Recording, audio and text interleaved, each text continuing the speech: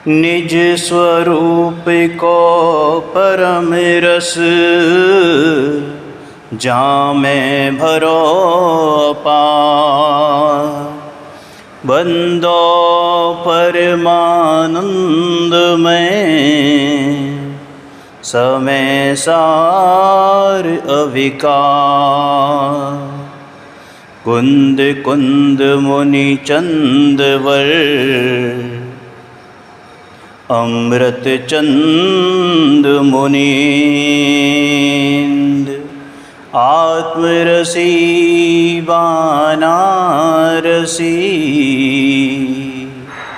वंदो पद अरविंद।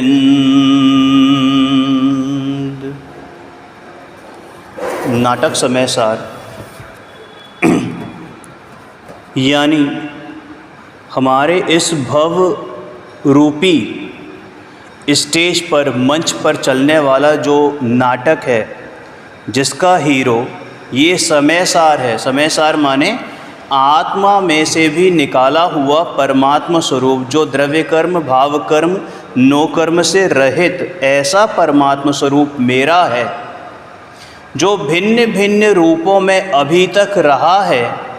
और यदि आगे हम नहीं सुधरे, हमने अपनी सुध नहीं ली, अपने से च्युत होते रहे, तो भैया ये नाटक अनंत काल तक चलने वाला है। लेकिन इस नाटक का जो हीरो है, उसमें जो विभिन्न पात्र आते हैं, उसमें जो मैं यानी मेरा परमात्मा स्वरूप, जो इस संपूर्ण नाटक का नायक है, यानी वो समय सार, उसकी यहाँ बात चल रही है। और हमने कल से प्रथम अधिकार यानी जीव अधिकार हमने प्रारंभ किया था,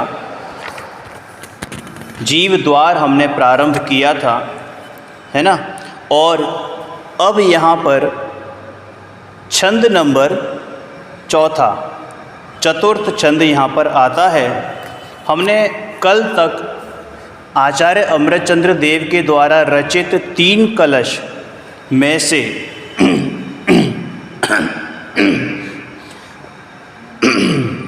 जो 2 कलश थे वो हमने पंडित प्रवर बनारसी दास जी के द्वारा जो रचित 3 दोहे हैं उनको पूर्ण किया था, उनको समझा था। अब उसी में तीसरा कलश जो आचार्य अमृतचंद्र ने लिखा है और उसका जो पद्यानुवाद अपनी भाषा में पंडित प्रवर बनारसी दास जी ने किया है, उसको समझेंगे। तो पहले आचार्य अमृतचंद्र देव द्वारा जो ओरिजिनल मूल कलश है उसको पढ़ते हैं, फिर उसके बाद पंडित बनारसी दास जी क्या कहते हैं, क्या एक्सप्लेन करते हैं, वो समझने का प्रयास करते हैं।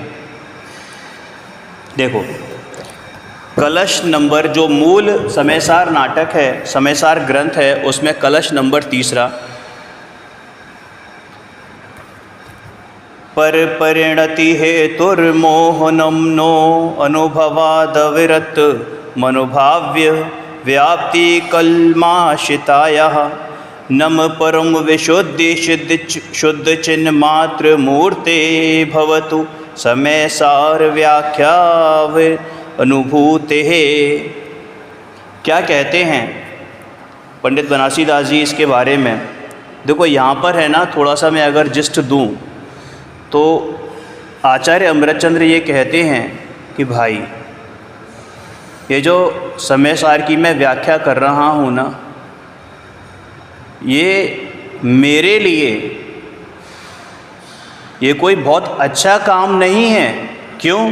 क्योंकि मेरा एकमात्र काम तो अपने स्वरूप में रमण करना है, स्वरूप स्थिरता है। और जब भी मैं इस स्वरूप स्थिरता से बाहर आता हूँ, माने जब मेरा स्वरूप अस्थिर होता है, जब मैं अपने स्वरूप में स्थिर नहीं रह पाता हूँ, तो भाई ये परिणति मेरी मैली हो रही है। ये समय सार रूपी काव्य को लिखने में, इस समय व्याख्या को करने में, इस आत्मख्याति को करने में ये मेरी परिणति मैली हो रही है, क्योंकि मेरा एकमात्र काम तो मेरे स्वरूप में रमणता ही थी। लेकिन मैं इस समय सार नामक महाग्रंथ ग्रंथाधिराज कि जब मैं आत्मख्याति नामक टीका कर रहा हूँ तो मैं ये भावना भाता हूँ कि जब तक ये टीका पूर्ण हो मेरी परिणति परम विशुद्धि को प्राप्त करे।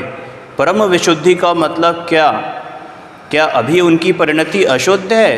क्या उनको कोई अशुभ भाव हो रहे हैं? अरे मुनिराजों को तो अशुभ भाव होते ही नहीं हैं, और वो तो महामुनिराज हैं। अशुभ से तो उनका दूर दूर तक नाता नहीं है, लेकिन वो तो शुद्ध को छोड़कर जब वो प्रशस्त शुभ राग भी भाते हैं ना, तो उनको ऐसा लगता है कि जैसे किसी मछली को उसके नदी में से निकालकर तपते रेगिस्तान की रेत में डाल दिया गया हो, और वो जो तड़पन महसूस करती है, बिल्कुल छटपटाती है, वैसे ही मुनिराज जब अपने स्वरूप से बाहर आते हैं तो उनको ऐसी झटपटाहट होती है कि अहो, ये मैं क्यों बाहर आया हूँ? मेरा सही ठिकाना तो मेरे निज घर में ही है। इतनी बड़ी उनको वेदना होती है उस समय कि भाई मैं अपने स्वरूप को छोड़कर बाहर क्यों आया हूँ। और इसी बात को पंडित जी साहब क्या कहते हैं अपनी भाषा में, छप्पय छंद है। मैं फिर से आपसे क्षमा प्रार्थी हूँ कि अगर सुर लय ताल में कुछ गड़बड़ हो तो उसके लिए क्षमा भाव है। आप सिर्फ शब्द और भावों पर ध्यान दीजिए, ठीक है। हो निश्चय तिहु काल शुद्ध चेतनमय मूरत, पर परिणति संजोग भई जड़ता विस्फूरत। मोह कर्म पर हेतु पाई चेतन पर रचई, ज्यों धतूर रस पान करत नर बहुविध नचई। अब समय सार वर्णन करत परम शुद्धता हो मुझ, अनयास बनारसी दास कहीं मिटहूँ सहज भ्रम की अरुझ। देखो एक बार फिर पढ़ते हैं और धीमे धीमे पढ़ेंगे, थोड़ा सा समझेंगे क्या कहते हैं। अपने आप ही सेल्फ एक्सप्लेनेटरी है। हो निश्चय तिहु काल, हो निश्चय तिहु काल शुद्ध चेतनमयी मूरत। भाई निश्चय तिहु काल का मतलब क्या कि वास्तव में कोई नए से नहीं, निश्चय नए से नहीं, या नयों की बात नहीं है। वास्तव में भाई मैं तो त्रिकाली शुद्ध हूँ, और कैसा हूँ कि चिन्ह मूरत चैतन्यमयी मूरत हूँ, चिन्ह मूरत बिन मूरत हूँ। लेकिन क्या हो रहा है कि पर परिणति संजोग भई जड़ता विस्फूरत, कि मेरी परिणति संयोगों के साथ मिलकर पर परिणति में तब्दील हो रही है। माने कैसी हो रही है? विस्फुरित हो रही है। मोह कर्म पर हेतु पाई चेतन पर रचई, ज्यों धतूर रस पान करत नर बहुविध नचई। अब समय सार वर्णन करत परम शुद्धता हो मुझ, अनयास बनारसी दास कहीं मिठूं सहज भ्रम की अरुझ। मैं त्रिकाल शुद्ध ज्ञान दर्शन चेतना स्वरूप हूँ, पर परिणति के संयोग से जो जड़ता प्रकट हुई है, विस्फुरित माने प्रकट हुई है, मोहनीय कर्म रूपी पर पदार्थ का निमित्त पाकर ये चेतन माने मैं पर से राग करता है। जिस प्रकार धतूरे का रस पीकर व्यक्ति विविध प्रकार से नाचता है। अब समय सार का वर्णन करने से मुझे परम विशुद्धि की प्राप्ति होवे। और बनारसीदास जी कहते हैं कि बिना किसी विशेष प्रयास के अब सहज ही भ्रम की उलझन मिट गई है। माने सहज रूप से मेरा ये भ्रम मिट चुका है।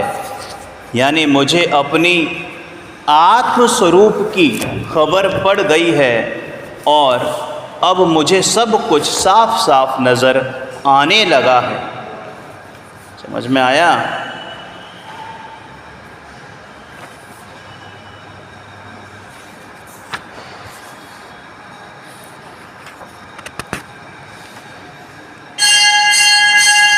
देखो एक बार इसका अर्थ पढ़ते हैं। मैं निश्चय से सदा काल शुद्ध चैतन्य मूर्ति हूँ, परंतु पर परिणति के समागम से, समागम मतलब संयोग से अज्ञान दशा प्रकट हुई है।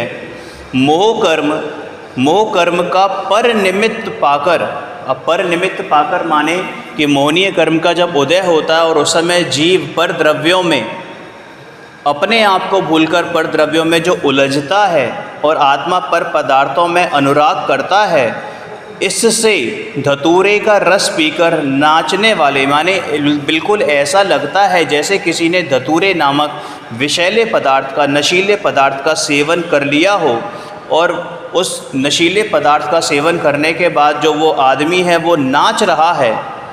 तो पंडित बनारसी दास जी कहते हैं कि अब समय सार का वर्णन करने से मुझे परम विशुद्धता प्राप्त होगी और बिना प्रयत्न ही, माने सहज रूप से ही मिथ्यात्व रूपी उलझन यानी विभ्रम है ना, अपने आप मिट जाएगा। समझ में आया? अब देखो इसको समझने का प्रयास करते हैं। क्या कहते हैं पंडित जी साहब कि यहाँ पर जो बात चल रही है वो सामान्य जीव के स्वरूप की बात चल रही है और परिणति का वर्णन करते हुए बनारसी दास जी ने कहा है कि निश्चय से यानी यथार्थ से, यानी वास्तव में, यानी परमार्थ से, तो मैं कौन? ये जीव कौन? यानी मैं ये चेतन त्रिकाली कैसा हूँ? शुद्ध ज्ञान दर्शन स्वभावी चिन्ह मूर्ति हूँ, चैतन्य मूर्ति हूँ। लेकिन हुआ क्या है कि पर परिणति यानी कि निज आत्म स्वरूप से भिन्न पर पदार्थों में, यानी मुझसे भिन्न पर पदार्थों में, ये शरीर, दुकान, मकान है ना, परिवार, राग द्वेष क्रोध मान माया लोभ, 5 पाप 7 व्यसन, ये जितने भी पर पदार्थ हैं और उन पर पदार्थों में जो इष्ट अनिष्टपना मुझे भासित होता है नहीं, मैं उसकी कल्पना करता हूँ, क्योंकि कोई भी पर पदार्थ मुझे इष्ट और अनिष्ट भासित करवाने में समर्थ नहीं है, वो मात्र मेरी कल्पना है, क्योंकि मैंने उनमें अच्छा या बुरा ऐसे 2 भेद कर लिए हैं। क्योंकि कोई भी पदार्थ, कोई भी पर पदार्थ ना तो अच्छा है ना बुरा है, वो मात्र मेरा भ्रम होता है। क्योंकि जब मैं उसमें इष्ट या अनिष्ट रूपी कल्पना करता हूँ, मिथ्यात्व के जोर से जो कल्पना करता हूँ, और इस कारण हुआ क्या है कि मेरी जो परिणति है, मेरी परिणति कैसी हो गई है? जड़ रूप हो गई है। अब जड़ रूप का मतलब ये मत समझ लेना पुद्गल हो गए। जड़ रूप का मतलब ये कि मेरे में नहीं है, ऐसा लगता है कि वो मेरा स्वभाव नहीं है, वो मेरा विभाव हो गई है, यानी अज्ञानता रूप परिणमन कर रही है। और भाई मेरा स्वरूप कैसा है कि मैं तो ज्ञानानंद स्वभावी भगवान आत्मा हूँ, ज्ञान स्वरूपी भगवान आत्मा हूँ, और पर पदार्थों में उलझ कर, पर पदार्थों में अपनापन कर कर, ममत्व कर कर, उनको अपना कर्ता मानकर या मैं उनका करता हूँ ऐसा मानकर, उनको भोग कर या उनमें जो भोक्तृत्व बुद्धि मेरी चल रही है, इस कारण से मैं क्या हो रहा है कि मेरा जो ज्ञान स्वरूप है वो अज्ञानमय परिणमन कर रहा है। इसको उदाहरण से समझाया है कि जैसे कोई धतूरे का रस, अब आज के बच्चे शायद धतूरा ना समझें तो आप समझ सकते हैं कि कोई भांग पी ले, कोई शराब पी ले, कोई अफीम का या ड्रग्स का नशा कर ले, तो उसको जैसा भासित होता है, माने अच्छे बुरे की कोई खबर नहीं होती है, कहीं भी लुढ़कता पुढ़कता है, किसी को कोई भी रिश्ता बना लेता है ना, किसी को माँ, किसी को बहन, किसी को पत्नी बोल देता है, कोई भेद नहीं होता। तो जैसे वो नशेड़ी किसी पराई स्त्री को माँ बोलता है और माँ को पत्नी बोल दे, और उसी भाषा में, उसी दौर में वो वास्तव में जो उसकी माँ है उसको माँ ही बोले तब भी भाई उसकी बात का कोई विश्वास नहीं होता। तो ऐसा ही मेरा हाल इस समय हो रहा है, क्योंकि पर पदार्थों में झूल कर, पर पदार्थों में अपनापन कर कर मेरी जो परिणति मैली हो रही है वो बिल्कुल ऐसा ही है जैसा वो नशेड़ी कर रहा है। नाना प्रकार के रूप रख कर मैं नाच रहा हूँ, ठीक उसी प्रकार यह जीव अपने स्वरूप को भूलकर, शुरुआत में एक बात कही थी ना कि नाना प्रकार के वेश धरकर, ये जो स्टेज है भव रूपी जो स्टेज है इस पे नाना प्रकार के रूप धर कर, है ना, कभी तो अगर लौकिक की बात करें तो कभी पत्नी बनता है, कभी पति बनता है, कभी आदमी बनता है, कभी औरत बनता है, कभी मनुष्य, कभी त्रियंच, कभी देव, कभी नारकी, कभी क्रोधी, कभी मानी, कभी प्रेमी, कभी नफरत करता है ना। इस प्रकार के विविध प्रकार के यानी नाना प्रकार के रूप रखकर, यानी मोह अपने स्वरूप को भूलकर वो जो मोह कर्म के अधीन होकर, मोह कर्म के निमित्त से प्राप्त पर्याय में तन्मय होकर अपने को मनुष्य, त्रियंच, नारकी और देव मानकर नाना प्रकार के रूप रख कर 4 गति 84 लाख योनियों में नाचता रहता है, अर्थात परिभ्रमण करता हुआ दुखी होता है। समझ में आया भाई? प्रति समय बाहर में समय सारजी ग्रंथ का अब इनकी भावना है, वो क्या भावना है भाई? ये गलती जो ऊपर हो रही है वो हो रही है, मैं स्वीकार करता हूँ, लेकिन अब ये समय सार नामक अमृत मेरे हाथ में आया है, मेरी दृष्टि में आया है, तो अब उस अमृत का रस पान करके कंठ में उतार कर, उस अमृत को कंठ के द्वारा अपने हृदय में उतार कर, अपने जीवन में उतार कर मैं उस परिणति में परम विशुद्धि को प्राप्त करूँगा, ये उनकी भावना है। क्या कहते हैं कि प्रति समय बाहर में समय सारजी ग्रंथ का और अंतरंग में समय सार स्वरूप आत्मा का चिंतन मनन करने से मेरे अंदर भी परम विशुद्धता, परम शुद्धता प्रकट हो गई है, अर्थात मिथ्यात्व की कालिमा अब अपना अस्तित्व खो चुकी है, माने सम्यक्त्व की प्राप्ति हुई है। ये मिथ्यात्व रूपी महाअंधकार मेरे जीवन से गायब हो चुका है और मैं अब सम्यक्त्व की रोशनी में नहा रहा हूँ। मेरा अंधकार जो विभ्रम की चादर मेरी मान्यता पर पड़ी हुई थी, वो मान्यता, वो मिथ्या मान्यता अब दूर हो चुकी है। इसलिए पंडित जी साहब कहते हैं कि अनायास ही, अनायास का मतलब बिना प्रयत्न किए ही, सहज पुरुषार्थ से विभिन्न ग्रंथों को पढ़े बिना ही, माने मेरा बहुत ज़्यादा स्वाध्याय नहीं है, मैंने बहुत सारे ग्रंथ नहीं पढ़े हैं, लेकिन जब मैंने एक पढ़ा और स्यादवाद पूर्वक पढ़ा, क्योंकि पहले ही आया था कि स्यादवादमयी है ये आगम, स्यादवादमयी है, तो स्यादवाद की जानकारी के साथ, स्यादवाद के ज्ञान के साथ जब मैंने उसको पढ़ा, है ना, उसका सही भावार्थ पढ़ा। जब देखो, जब हम कोई भी आगम पढ़ते हैं ना, तो आगम के जो अर्थ होते हैं ना, वो 5 प्रकार से होते हैं। पहला होता है शब्दार्थ, दूसरा होता है मतार्थ, तीसरा होता है नयार्थ, चौथा होता है आगमार्थ और 5वां यानी सबसे इम्पोर्टेंट होता है भावार्थ। जब तक आप इन 5 अर्थों को नहीं समझेंगे, इनफैक्ट सबसे ज़्यादा ज़रूरी तो भावार्थ को समझना है, लेकिन फिर भी अपने को कहीं कोई अन्य मति जैसी बुद्धि तो नहीं है, तो भाई मतार्थ समझना भी ज़रूरी है। नयों के साथ समझना बेहद आवश्यक है, तभी हमें उसका भाव समझ में आ सकता है। तो ऐसे इन 5 अर्थ पूर्वक, है ना, भावार्थ मैंने समझा, समय सार जी का भावार्थ समझा, और समय सार जी को जब मैंने पढ़ा, स्वाध्याय किया, तो मेरे मिथ्यात्व परक सभी उलझनें अपने आप सुलझ गईं, यानी सभी भ्रांतियाँ दूर हो गई हैं।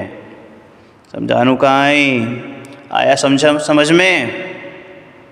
आगे बढ़ें। देखो अब छंद नंबर 5 क्या कहते हैं। छंद नंबर 5 में ये जो छंद नंबर 5 है, मूल समय सार में चौथा नंबर कलश है, जो कि गाथा नंबर 12 के बाद आता है। एक बार सबसे पहले आचार्य अमृतचंद्र ने जो अमृत बरसाया है, एक बार उसको पढ़ते हैं, फिर उसके बाद पंडित बनारसी दास जी का लोटा भी छानेंगे, और जो उन्होंने अपने लोटे में भरा हुआ है, जो उन्होंने अपने गागर में भरा हुआ है, वो भी हम देखेंगे। पहले एक बार आचार्य अमृतचंद्र द्वारा जो अमृत है उसको चखते हैं। उभय नय विरोध ध्वंसनी स्यात् पदांके, जिन वचसी रमन्ते ये स्वयं वांत मोहा, सपदि समय सारम ते परम ज्योतिरुच्चये, रनवमन पक्षाक्षुण मीक्षंत एव। देखो क्या कहते हैं, यहाँ जो बात आ रही है ना, वो ये आ रही है कि उभय नयों में जो विरोध है उसके नाशक समय सार जिन वचनों में वो रमते हैं, है ना। अब इसको देखो पंडित बनारसी दास जी क्या कहते हैं, यहाँ पर जो बात आ रही है ना, वो नयों के हिसाब से बात आ रही है कि भाई किसी को निश्चय नय का पक्ष है, किसी को व्यवहार नय का पक्ष है, किसी को दोनों ही नयों का पक्ष है, जबकि पक्ष कुछ नहीं है, ये मात्र आभास है। कोई ये कहे कि हम निश्चय नय वाले हैं तो स्वीकार कर लेना कि भाई वो निश्चय नय वाला नहीं, वो निश्चयाभासी है। कोई कहे कि व्यवहार बहुत आवश्यक है तो समझ लेना वो व्यवहार नय का स्वरूप नहीं जानता, वो व्यवहाराभासी है। और कोई कहे कि भाई कहाँ पर निश्चय लेना है, कभी व्यवहार लेना है, तो समझ लेना कि भाई वो उभयाभासी है। क्योंकि जो नय होते हैं न, वो श्रुत ज्ञान का विषय हैं, श्रुत ज्ञान का अंग हैं, और नय श्रुत ज्ञान यानी सम्यक ज्ञानी को होते हैं, यानी जो सम्यक दृष्टि होता है ना, उसी को नय लगते हैं। देखो क्या कहते हैं पंडित जी साहब,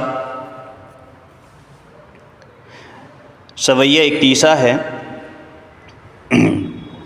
निहचय में रूप एक व्यवहार में अनेक, यही न विरोध में जगत भर मायो है। निहचय में रूप एक व्यवहार में अनेक, यही न विरोध में जगत भर मायो है। जग के विवाद नासिबे को जिने आगम है, जामे स्यादवाद नाम लक्षण सुहायो है। दर्शन मोह जाको गयो है सहज रूप, आगम प्रमाणता के हृदय में आयो है। अनेसो अखंडित अनूतन अनंत तेज, अनेसो अखंडित अनूतन अनंत तेज, ऐसो पद पूरन तुरंत तिनि पायो है। ऐसो पद पूरन तुरंत तिनि पायो है खूबसूरत। मतलब इन छंदों में ऐसा अमृत भरा है, आचार्य अमृतचंद्र तो अमृत बरसाया ही है, लेकिन पंडित बनारसी दास जी का जो गागर है ना, वो भी अमृतमयी ही है। मतलब अंदर तक अगर इसका भाव समझ में आए ना, तो अंदर तक मन झूमने लगता है। अंतःस्थल कैसा होने लगता है, अंतस्तत्व बिल्कुल ऐसा होने लगता है कि बस यही गुनगुनाते रहो, और शब्दों से नहीं, अपने अंतर मन में। एक बार फिर पढ़ते हैं, फिर आगे बढ़ते हैं। निहचय में रूप एक व्यवहार में अनेक, यही न विरोध में जगत भर मायो है। जग के विवाद नासिबे को जिने आगम है, जामे स्यादवाद नाम लक्षण सुहायो है। दर्शन मोह जाको गयो है सहज रूप, आगम प्रमाणता के हृदय में आयो है। अनेसो अखंडित अनूतन अनंत तेज, ऐसो पद पूरन तुरंत तिनि पायो है। ऐसो पद पूरन तुरंत तिनि पायो है। एक बार इसका शब्दार्थ देखते हैं। निश्चय मतलब निश्चय है ना, निश्चय। तो निश्चय से, निश्चय में रूप एक व्यवहार में अनेक, माने निश्चय से पदार्थ एक रूप है। अब यहाँ पदार्थ का मतलब वस्तु, वस्तु माने आत्मा।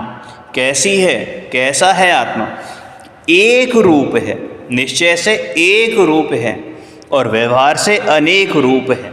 अब इस बात में जो लड़ाई चल रही है कि साहब हम निश्चय वाले, हम व्यवहार वाले, तो भाई इसी नए विरोध में तो संसार भ्रमित हो रहा है। कोई एक पक्ष को लेके बैठ गए हैं, ये नहीं मालूम है भाई कि रेल में दो पटरियां होती हैं, समानांतर रहती हैं। एक पटरी निकाल दोगे तो रेल लुढ़क जाएगी, एक्सीडेंट हो जाएगा भयंकर वाला। समझ में आया? और वो भी पैरेलल चलती हैं, कोई इधर उधर डायरेक्शन में नहीं चलती।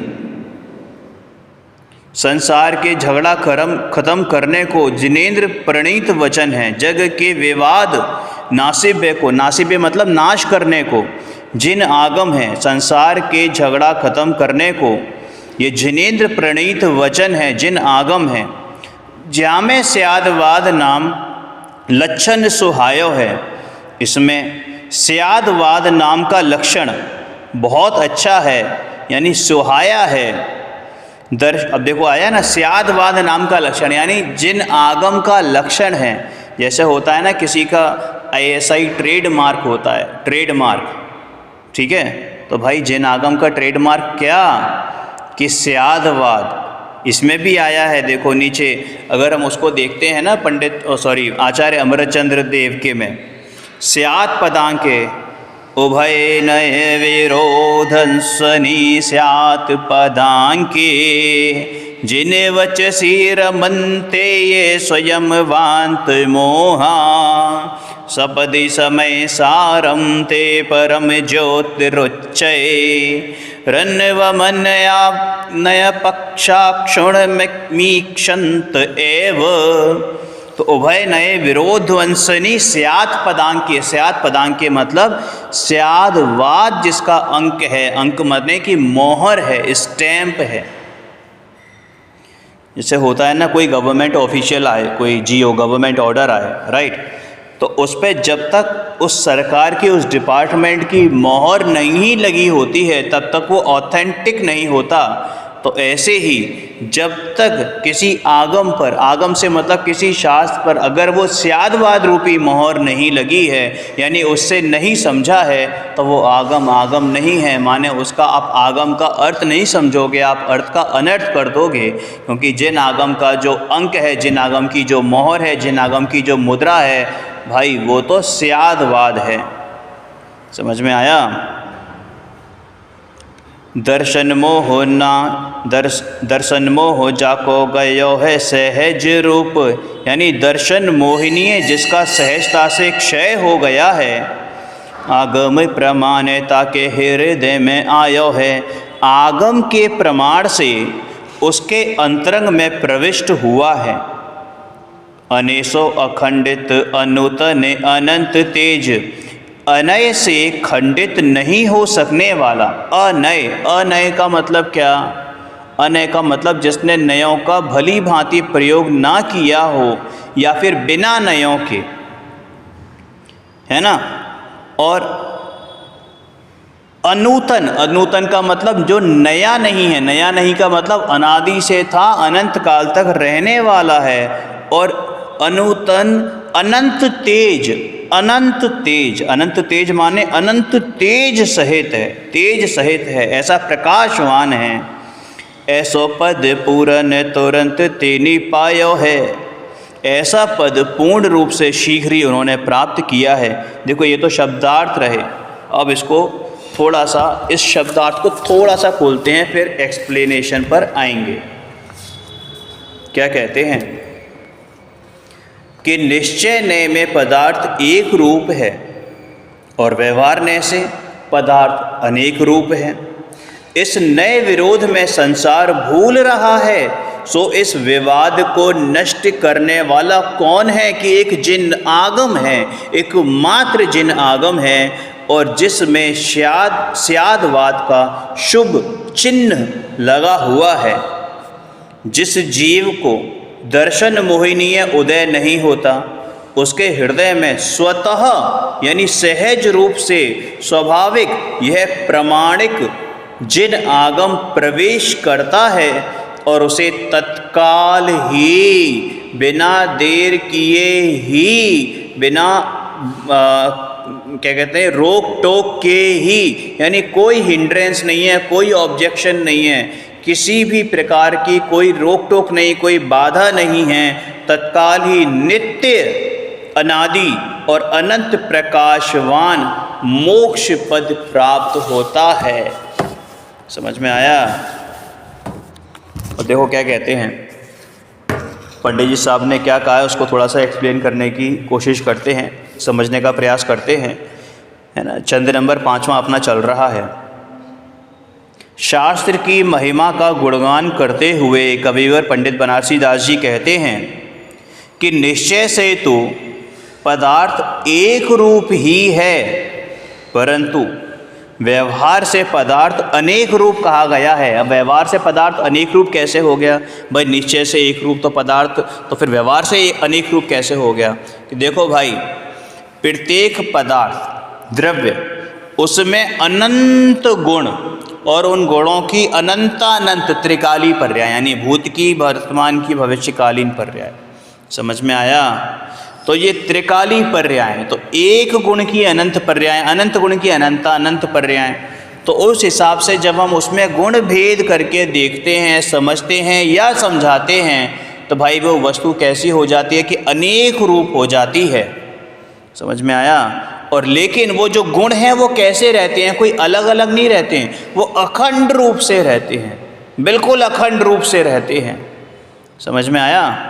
तो वो जो गुण हैं वो अखंड रूप से विद्यमान हैं, तो वो वास्तव में वो अखंड है।